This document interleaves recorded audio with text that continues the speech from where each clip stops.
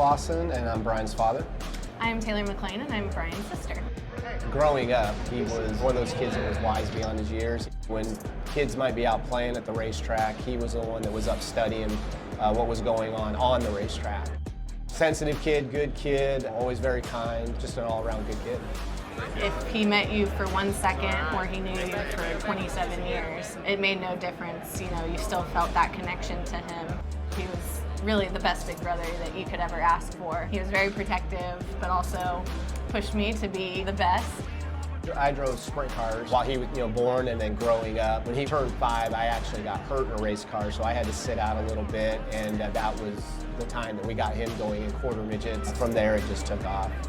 We spent a lot of our family vacations at racetracks. The thing I remember the most isn't so much the racing itself, but it was all of the stuff off of the track, sense of community that we had, whether it was the quarter midget kids or our family road trips to different racetracks. It really taught me a lot about the importance of being a family.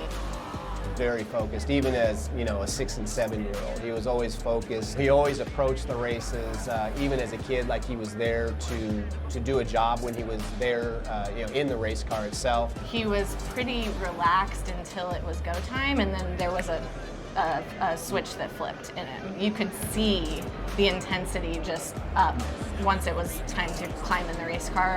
Once the racing was over, he could go hang out with his buddies. Where he found his love for the sport was at the quarter midget track. And when he would share the stories of that, it wasn't about races that he won, it was about the time that he got to spend with family and friends.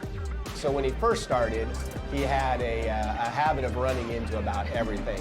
It kind of started off as bullet, but then it quickly turned into ricochet, because that's what he did. I can't say enough about the guys, Both cars were just absolutely awesome. He was always humble when he won, and he was always very gracious when he didn't. I think a lot of that came from the fact that he grew up at the racetrack.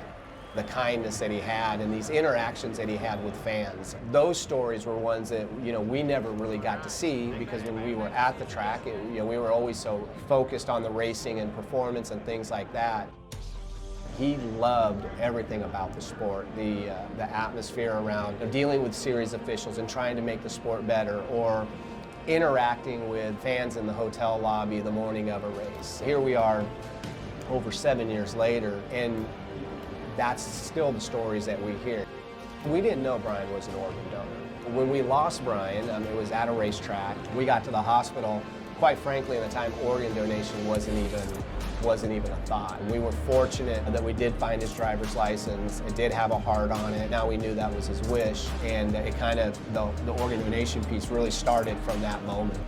I remember when we lost him, I feared the day that people would stop talking about him, or that I would hear his name for the last time. From that moment, I realized that it was my job as his sister to carry his legacy forward.